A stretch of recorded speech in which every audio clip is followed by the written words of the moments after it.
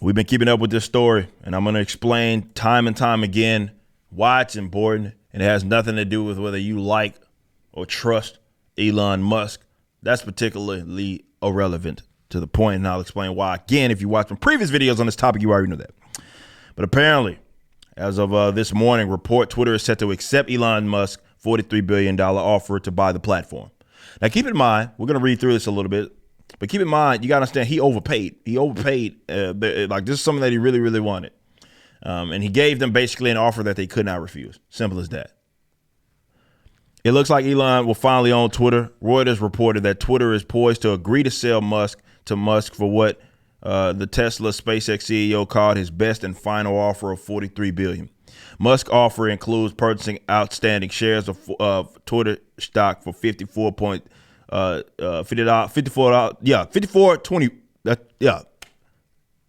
Like, it's overpaying. You might as well cash out. Simple as that. Twitter is expected to announce an agreement on the deal on Monday, which is today. I don't know if it's been done by the time you've seen this video. Maybe, I don't know. Twitter, but once its board has met to formally recommend the transaction to the company shareholders. However, it does remain possible that the deal could collapse at the last minute. Musk is reportedly negotiating to buy Twitter in a personal capacity, none other than the companies under his control. None of the companies under his control are involved in the deal. So this isn't a Tesla fusion or anything like that.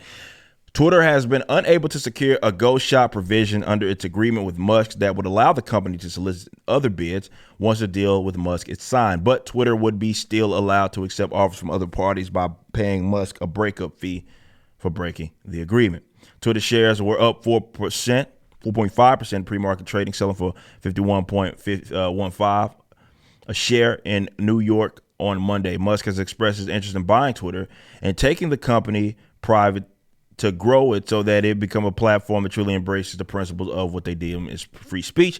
This is all, of course, what we had covered before. You guys have seen this. This is around the same time he actually, publicly, basically, it was announced that he was interested in buying it. Over there, he had a clear and obvious poll that was slanted one way about the principles that Twitter adhere to. And he obviously had been posting some criticism in terms of how it was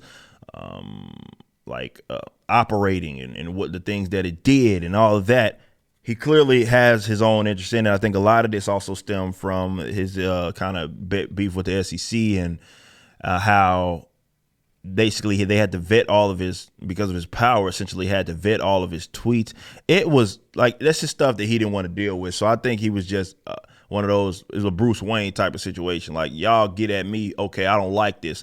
I'm fucking going to buy the bitch. And I think that was certainly what this is. Now, look, a lot of people are going to, because everybody wants to make the hot take. Well, I don't trust Elon. Who cares? If you trust Elon, it doesn't matter if you think he's not. I'm not sitting there certainly pretending like he's on my side of the aisle. He ain't no fucking anarcho-capitalist.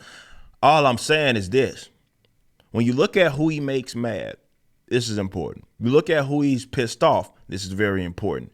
He has, if you look at Twitter right now, there's a lot of you guys that watch my material that aren't on Twitter. If you look on Twitter right now, though, and you on there fairly regularly, you see a lot of the weird blue check marks. You see a lot of the social justice left are fucking irate.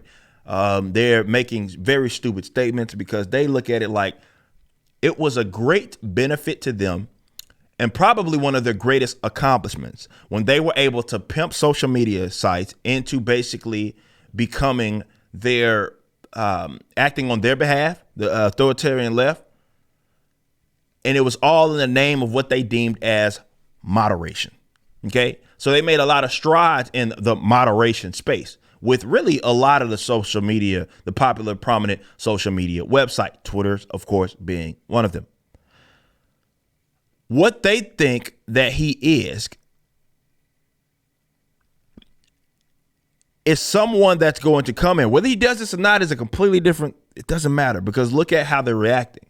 They think that he is going to then change the platform maybe back to Twitter of old, where you can basically say whatever the hell you want to on there, as long as it wasn't like something particularly egregious. You can say whatever you want.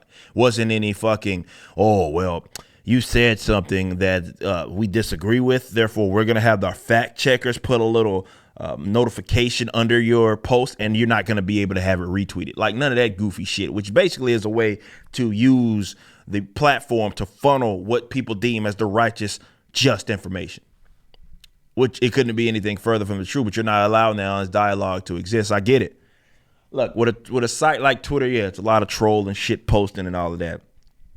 But it does do well. It's one of actually the better sites in that it has two functions that are, I think, useful. One, people use in blocking. I don't block. Mute button, I use that shit all the time, particularly for phrases. So when I get on Twitter and I see y'all talking about shit that I'm not interested in, I will go on there, use mute words, and then I won't see it on my fucking timeline. It's great. It's fucking fantastic. But because those exist, this idea that Twitter itself as the platform needs to run this sort of interference and people that are bad actors and all of that, they got to keep you away from them. Like, nah, you can do that yourself. They've given you the tools to do that. But they don't like this. All this is about is information control. That's it. Narrative control more than anything. Less about information, more about narrative control. There's a particular opinion that is acceptable, a position that is acceptable, and they have to make that look as legitimate as possible. They do it through ways, through the algorithm. They do it through the fake trending topics. Twitter does it, of course, through the moderation, which they made great strides in, especially COVID gave them out for that. So election stuff. Well, this is misleading. Our experts say that this is false. Fact check this type of stuff. The fact that they might lose that is enough to freak them out. And if you are a guy that isn't a leftist, you have to remember that you should pay attention to this. Reason being is because you're seeing people tell on themselves. Some of you already knew that, and that's great. But the left gets political power through culture. They don't get political power through just ideas, obviously. It's more of culture. So they, through narrative control, they through what is deemed as acceptable to talk about, those using cultural aspects, right? Twitter's, social media, to then make it seem like they are the correct ones and they're the only ones that can be correct. They understand the authoritarian. Like, why, if you wonder like why are these people who this doesn't seem to impact, why are they freaking out so much? It's because it does impact them. It does. Why? Because they think, and let's just for the sake of conversation, assume it to be true. They know that they have lost a significant amount of power. If Elon comes back and say, basically, all right, this is Twitter of old. You can say whatever you want. Just don't go fucking saying so shit that's so foul. You can't be advocating like against actual, advocating for actual crimes. You know what I mean? Not like what the state deems a crime, like stuff with victims, murder, theft, all that stuff. You can't be doing stuff like that. And yeah, aside from that, go have at it. If that happens, they have lost so much power just through that one platform that they had, though it's perceived, they lost that if that happens. So they're going to fight like hell to protect it, but they're freaking out and they're going to say, well, it's about Nazism and white supremacy, all the usual buzz terms and bingo fucking cards and your checklist. They're documenting all of that because this is a hell fucking Mary. Just because of who it makes mad is something worth paying attention to.